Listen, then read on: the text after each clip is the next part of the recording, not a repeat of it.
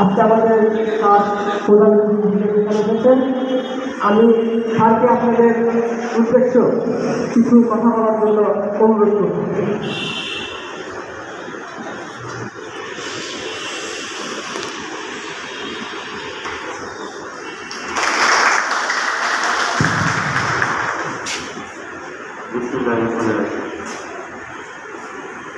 আমার ফাউন্ডেশন কর্তৃক আয়োজিত আজকের এই সনদ বিতরণ এবং ইলেকট্রনিক কিট বক্স বিতরণ অনুষ্ঠানে উপস্থিত আছে আমার ফাউন্ডেশনে কর্মরত বিভিন্ন পর্যায়ের কর্মকর্তা কর্মচারীগণ এবং প্রশিক্ষণার্থীবৃন্দ, প্রিন্ট ও ইলেকট্রনিক মিডিয়ার সাংবাদিক ভাইয়েরা, সকলকে আমার শুভেচ্ছা ও সালাম। আসসালামু আলাইকুম। যারা প্রশিক্ষণার্থী তারা এখনও বিভিন্ন পর্যায়ে শিক্ষার্থী, বিশেষ করে পলিটেকনিক স্কুল অ্যান্ড কলেজ সেখানকার শিক্ষার্থী আছে। অনেকে হয়তো বিভিন্ন কারণে পড়াশোনা থেকে একটু দূরে, তাদেরকে নিয়ে এই 3 মাস ব্যাপী যে প্রশিক্ষণ, সেখানে 3 ব্যাচের 97 জন আপনারা উপস্থিত আছেন। তো 3 মাসের যে প্রশিক্ষণ দেওয়া হলো, যারা প্রশিক্ষণ নিয়েছে তাদেরকে যদি বলি যে আমাদের এই যে একটা এসি, এটা প্রাথমিক নষ্ট হলে কি আমরা দেখে বুঝতে পারবো কিনা কী সমস্যা, এরকম কি শিখেছে কিনা? পারবেন আপনারা? আচ্ছা, তাহলে এরকম আরও অসংখ্য ইলেকট্রনিক সামগ্রী রয়েছে। কী কী শেখানো হয়েছে?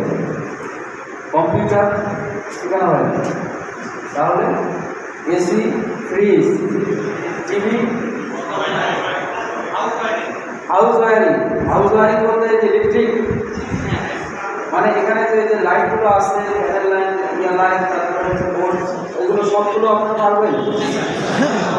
তাহলে তো অনেক কিছু শিখেছে। এবং এই জ্ঞান যার আছে, এই জ্ঞান সাধারণত আমি দেখেছি যে ফ্রিজ, টিভি আর ইলেকট্রিক্যাল, এই জ্ঞান আমাদের দেশে আমরা এটা বিভিন্নভাবে দেখি যে আমি পড়াশোনা করে এই কাজ করবো, কিন্তু অনেক উন্নত বিশ্বে, অনেক উন্নত দেশে এই কারিগরি জ্ঞানটাকে গুরুত্ব দেওয়া হচ্ছে, বলা যেতে পারে চায়না। তারা এখানে আমরা বিভিন্ন সাবজেক্টে পড়াশোনা করেছি। যেমন আমি করেছি ইংলিশে। এখন অনার্স এবং মাস্টার্সে যে পড়াটা করেছি, আমাকে যদি কয়েকটা বইয়ের নাম বলতে বলা হয়, সেটাও ঠিক মতো বলতে পারবে। এখানে অনার্স বিভিন্ন সাবজেক্টে আপনারা হয়তো পড়েছেন। যদি কোনো বিষয়ের উপর বলা হয় যে বিষয়টা পড়েছেন কিনা, বলতে হ্যাঁ একটু পড়ছিলাম, ঘটনা কি, আর বিস্তারিত কিন্তু মনে নাই, কারণ আমরা জব লাইফের অন্য সাইডে ঢুকে গেছি। তাহলে কী পড়াশোনা করলাম, যেটা কোনো পরবর্তীতে আমরা সেই বিষয়ে চর্চা নাই, আমরা সার্ভিস সেই সার্ভিস নিয়ে আমরা আসি। বিভিন্ন পেশার বিভিন্ন রকম, কিন্তু আপনি যে কোনোভাবে ইলেকট্রিক কাজ যদি আপনি জানেন, একটা এসি সমস্যা ডায়াগনোস করে যদি আপনি সমাধান করতে পারেন, তা এটা তো সহজে ভুলার কথা, সহজে কি ভুলে যাওয়ার মতো? তো এটা অনেকেই আপনারা পেশা হিসেবে বেছে নিতে পারেন নিঃসন্দেহে। এবং আমি এটা জোর গলায় বলতে চাই, যদি কেউ পেশা হিসেবে নিতে পারে, তার পিছনে আর তাকাতে হবে। আমার উপজেলা মাটিতেলি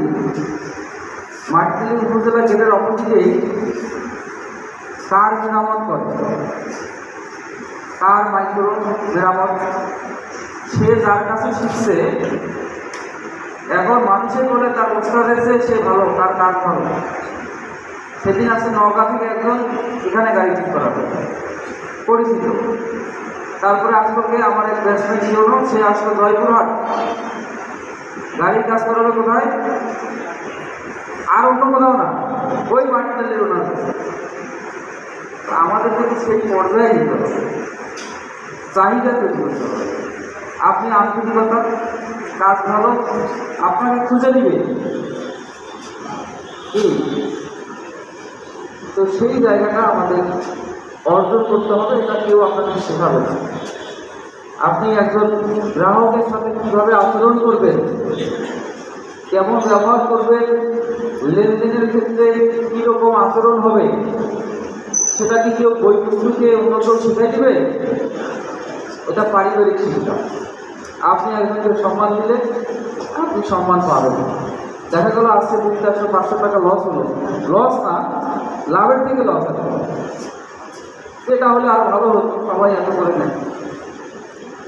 দেখা গেল যে একটু স্যাক্রিফাইস করার কারণে অন্যদিকে 5,000 ইনকাম হয়ে যাবে, সে বলবে যে ছেলেটা ভালো। তো এরকমভাবে মানে নিজের কাজটাকে সময় যদি আমরা না করি, আরেকদিন করবেন। আপনি যে পেশার সাথে জড়িত বা চিন্তা করতেছেন যে আমি এই লাইনে যাব, সেই কাজটাকে যদি আপনিই সম্মান না করেন, তো অন্য কেউ সম্মান করবে? ওই যে একজন কার মেরামত করে উদাহরণ দিলাম, তার ইনকাম কি আমার মতো কয়েকদিন ইউনোর সমান? কি সমান কিনা? এখানে যে সাতমাথায় চায়ের দোকান করে, অথবা আজিমগঞ্জ কলেজের সামনে একটা চায়ের দোকান আছে না, চাওয়ালা, তার একটা ব্র্যান্ড কি, সে ভালো চা বানাইতে পারে, কাজটাকে ভালোবাসে।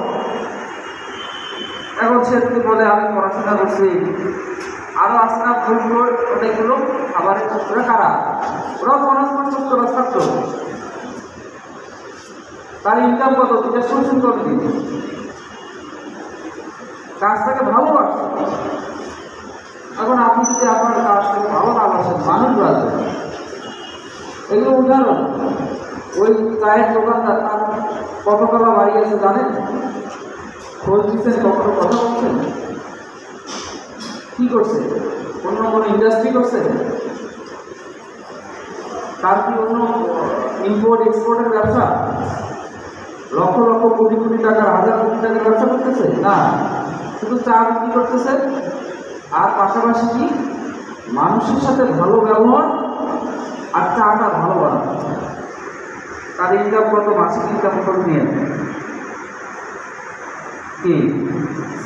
একইভাবে আপনাদেরকে বলবো, আপনারা যারা এই পেশাটাকে যারা ভালোবাসবেন, পিছনে ফিরে আপনাকে দেখবেন যে আপনি আরো 2-4 জন অ্যাসিস্ট্যান্ট নিয়োগ করতেছেন।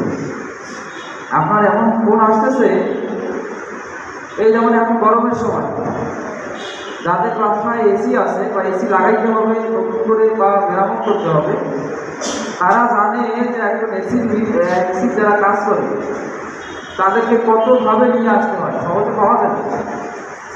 চাহিদা ব্যাপক ডিমান্ড, কিছু না হলে খুললে আর লাগাইলে তাতে খুলে যাবে,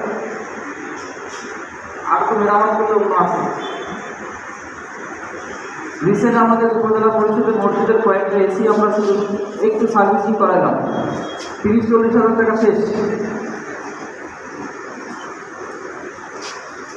কিন্তু সেই কাজটা পেশাদারিত্বের সাথে করতে হবে, আন্তরিকতা, মানুষকে সেবা দেওয়া, কাজটাকে ভালো করতে হবে, যে আরও কীভাবে করা যায় ওটা নিয়ে আরেকটু পড়াশোনা।